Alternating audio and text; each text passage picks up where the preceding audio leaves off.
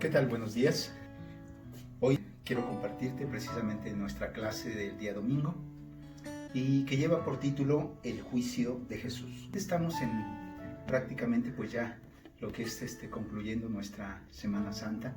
El día de hoy prácticamente pues ya el domingo, que podríamos llamarlo de resurrección, pero que también es muy importante el que podamos ver a través de la Escritura lo que vivió Jesús en ese momento en el cual fue sentenciado, en el cual fue llamado a juicio. Vamos a ir ahí a nuestra Escritura en Juan capítulo 19, en el versículo 1.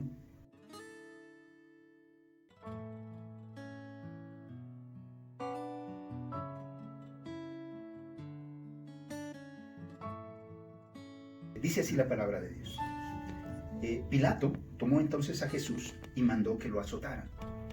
Los soldados, que habían tejido una corona de espinas, se la pusieron a Jesús en la cabeza y lo vistieron con un manto de color púrpura.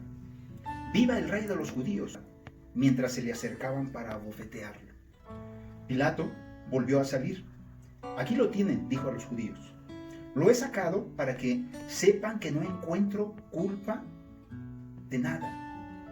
Cuando salió Jesús, llevaba puesta la corona de espinas y el manto de color púrpura. Aquí tienen al hombre, le dijo Pilato. Tan pronto como lo vieron, los jefes de los sacerdotes y los guardias gritaron a voz en cuello: ¡Crucifícalo, crucifícalo! Pues llévenselo y crucifíquenlo ustedes, replicó Pilato. Por mi parte, no lo encuentro culpable de nada. Nosotros tenemos una ley, y según esa ley debe morir, porque se ha hecho pasar por hijo de Dios, insistieron los judíos. Al oír esto, Pilato se atemorizó aún más. Así que entró de nuevo en el palacio y le preguntó a Jesús: ¿De dónde eres tú? Pero Jesús no le contestó nada. ¿Te niegas a hablarme?, le dijo Pilato. ¿No te das cuenta de que tengo poder para ponerte en libertad o para mandar que te crucifiquen? No tendrías ningún poder sobre mí si no se te hubiera dado de arriba, le contestó Jesús. Por eso el que me puso en tus manos es culpable de un pecado más grande. Desde entonces Pilato procuraba poner en libertad a Jesús. Pero los judíos gritaban desaforadamente: si dejas en libertad a este hombre, no eres amigo del emperador. Cualquiera que pretende ser rey se hace su enemigo. Al oír esto, Pilato llevó a Jesús hacia afuera y se sentó en el tribunal, en un lugar al que llamaban el Empedrado, que en arameo se dice Gábata. Era el día de la preparación para la Pascua, cerca del mediodía. Aquí tienen a su rey, dijo Pilato a los judíos. Fuera, fuera, crucifícalo, vociferaron. ¿Acaso voy a crucificar a su rey?, replicó Pilato. No tenemos más rey que el emperador romano, contestaron los jefes de los sacerdotes. Entonces Pilato se lo entregó para que los crucificaran y los soldados se lo llevaron.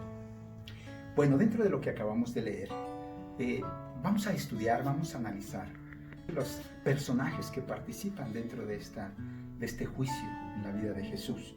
Y el primero de ellos que quiero precisamente que analicemos es la vida de Pilatos. Precisamente, Pilato sabía que Jesús era inocente.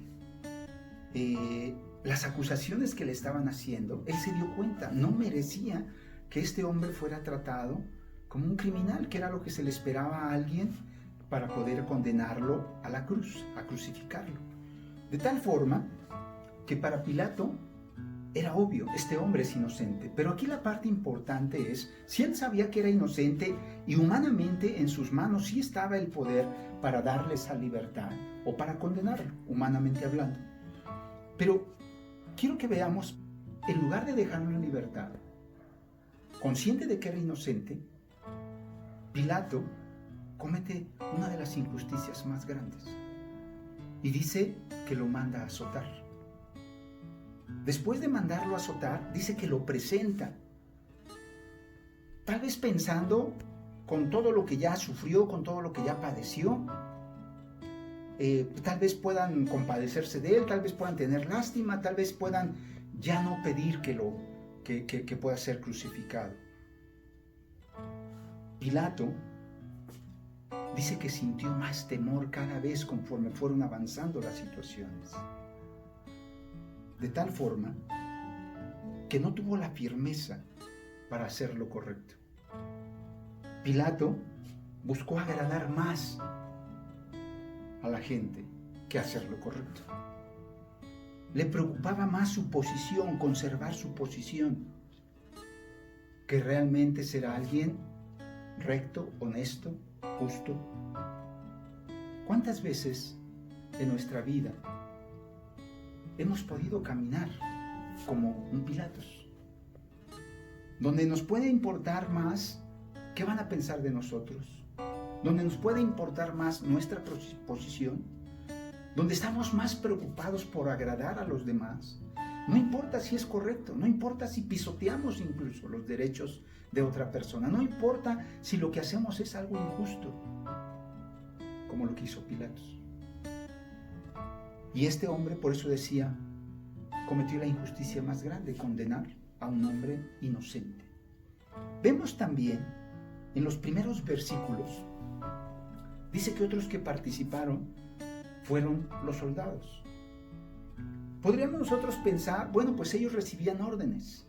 Ellos solamente ejecutaron un mandato de una autoridad superior. Como consecuencia, podríamos pensar, bueno, no había culpa en ellos. Pero dice la Escritura que estos hombres no solamente azotaron a Jesús. El hecho simple de azotarlo fue prácticamente desgarrar su espalda completamente. El azotarlo no era solamente dejarle marcado un golpe en la piel, era desgarrar prácticamente su piel. Los látigos en esos tiempos tenían una especie de plomos, puntas de plomo en el látigo, de tal forma que en cada azote que podía recibir la persona, desgarraba completamente su espalda. El llevar un conteo de los azotes, llegar a esos 39 azotes, no era una cuestión solamente de compasión por la persona. ¿Por qué? Porque si se excedían de los azotes, la persona podía morir. Entonces, por eso decía, más allá de una actitud de compasión, era llevar al máximo sufrimiento a la persona. No era solamente que muera, sino era torturarla, hacerla sufrir en vida, que esté consciente, que sienta el dolor. Eso era lo que estaban haciendo estos hombres. Y no solamente eso, dice que después le pusieron una corona de espinas. Dice que le pusieron un manto. Después de desgarrarle su espalda, le pusieron un manto. Le pusieron una vara en su mano como un cetro. Y dice que también le tapaban los ojos. Dice que lo bofeteaban, le escupían la cara. Y le preguntaban, adivina quién te pegó. Eres el Hijo de Dios. Con esto, ¿qué es lo que quiero compartirte? Estos hombres se estaban burlando, dándole una adoración falsa. De la misma manera, para cada uno de nosotros, podemos estar haciendo lo mismo que hicieron estos soldados. Podemos estar cumpliendo con una serie de tradiciones, como lo hicieron ellos, poniendo una corona, poniendo un manto, diciendo o expresando, viva el Rey de los judíos, salve el Rey de los judíos, pero con nuestras acciones dándole una bofetada, con nuestra conducta escupiéndole la cara.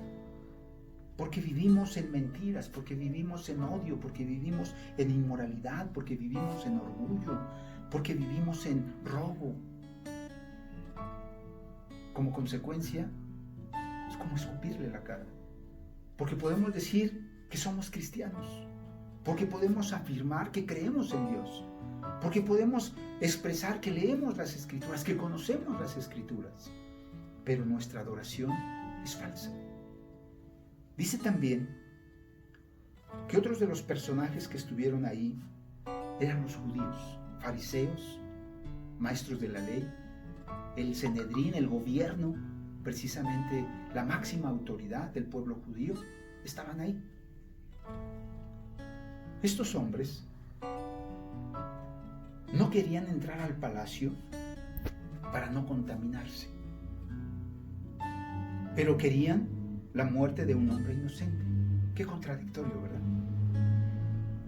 Hombres que en un estricto cumplimiento de las tradiciones religiosas, en un estricto cumplimiento de cada uno de esos mandatos que ellos habían hecho de las Escrituras, reglas que habían hecho de las Escrituras, y consideraban que si entraban a la casa precisamente de Pilatos, a su palacio, que eso les contaminaba, que eso los hacía impuros para participar en sus festividades. Pero podían tolerar la envidia, podían tolerar el odio, el enojo, podían tolerar su arrogancia, su orgullo. Fíjate a qué grado lo llevó precisamente estos sentimientos de odio, de rivalidad con Jesús. A tal grado que perdieron su realidad. Ya no importó si este hombre era inocente, si no era. Para ellos era debe morir. Independientemente de analizar las situaciones, de razonar lo que podía estar pasando, independientemente de eso, para estos hombres era, este hombre debe morir. Como consecuencia, estaban ellos mismos rompiendo sus propios principios. Ellos mismos estaban no respetando las mismas leyes que ellos enseñaban. Perdieron todo sentimiento de piedad y compasión. ¿Por qué? Porque para ellos este hombre era su enemigo. Este hombre ponía en riesgo su posición, ponía en riesgo su estabilidad económica, ponía en riesgo su prestigio, a tal grado que pidieron precisamente que muera, crucifíquenlo. A tal grado también que llegaron a expresar, nosotros no tenemos más rey que el César. Cuando para el judío era muy importante reconocer que el único Dios, el único rey a quien ellos podían servir era Jehová. No había nadie más. Pero en este momento, para ellos era, este hombre debe morir. ¿Por qué? Porque pretende ser rey.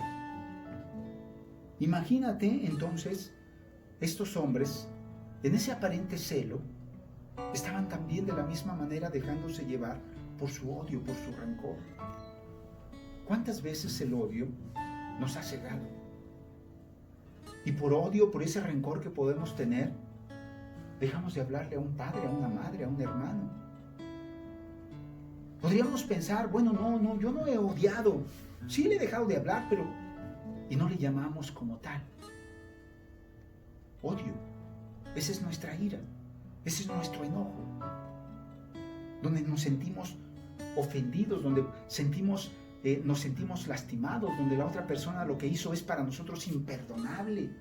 Y como consecuencia, podemos permitir que ese odio, que ese rencor, nuble completamente nuestro razonamiento. Oye, ¿estoy enojado con mi padre? ¿No le hablo a mi madre? ¿Será eso razonable? ¿A mi hermano? Pero nuestros sentimientos de odio justifican nuestra conducta y nos cegamos. No estamos dispuestos a reconocer nuestros errores, nuestras fallas.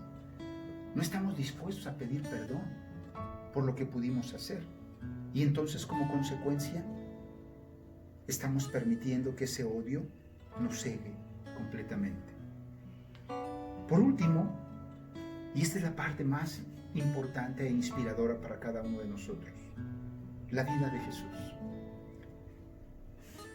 En todo momento, incluso podríamos pensar en esas palabras de Pilato: no respondes, no te defiendes, no contestas.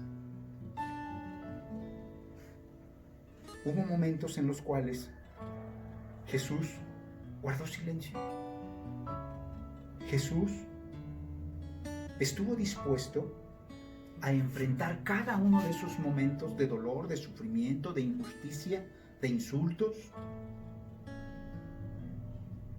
más allá de tomarlo de una manera personal, más allá de guardar ese odio, ese rencor hacia quienes le estaban ofendiendo, maltratando, para Jesús, y lo menciona en el versículo 11 precisamente, Dios es quien está en control de todas las cosas. ¿Tú podrías expresar esas palabras en los momentos que consideras que algo es injusto? En los momentos que consideras que el dolor que estás enfrentando es muy grande, que la injusticia que estás viviendo es insoportable. Para Jesús, Él tenía muy claro que todo esto no era un descuido de Dios, que todo esto no era un error incluso del ser humano. Para Él era, Dios está en control, mi Padre está en control de todo esto. Y Jesús está dispuesto a continuar voluntariamente con ese proceso. Por eso su silencio, por eso no defenderse, por eso el no discutir, el no enfrentar a sus adversarios. Estuvo dispuesto a soportar con valor todos esos momentos de mucho sufrimiento, a tal grado que precisamente fue llevado a la cruz y murió en la cruz. Hoy para nosotros es muy importante qué respuesta estamos dando cada uno de nosotros al sacrificio de Jesús. ¿Cuál es el llamado para cada uno de nosotros? Que podamos tener la confianza de que Dios está en control de todas las situaciones que vivimos a nuestro alrededor. ¿Cuál es el llamado? Que podamos imitar ese ejemplo de Jesús. Más allá de buscar hacer justicia por nuestra propia mano, que tú puedas estar en esa plena certeza, Dios está en control. Todas las situaciones que hoy vivimos, Dios está en control. Jesús sabía que era necesario que Él pasara por ese momento amargo para poder dar salvación a otros. De tal forma que hoy tú y yo tenemos esa oportunidad de conocer ese mensaje de salvación. De tal forma que hoy tú y yo tenemos una oportunidad de vivir de una manera diferente, ser perdonados y empezar a tener un nuevo comienzo.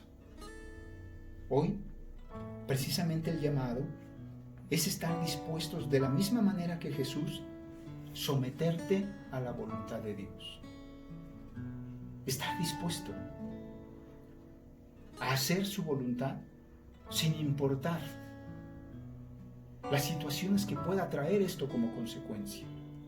Puede haber momentos difíciles, puede haber momentos de mucho dolor, pero animarte a que puedas ver en el ejemplo de Jesús, ese hombre que incluso te decía, guardó silencio, no se defendió, no se justificó, no buscó expresar palabras de queja incluso contra Dios.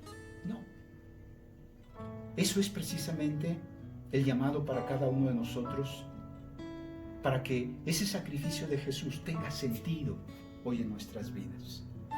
Yo quiero animarte a que podamos entonces hacer de nuestro diario vivir ese sacrificio, podamos hacerlo una realidad en nuestras vidas, en tu obediencia a la voluntad de Dios, sin importar lo que esto implique. A Dios sea la gloria.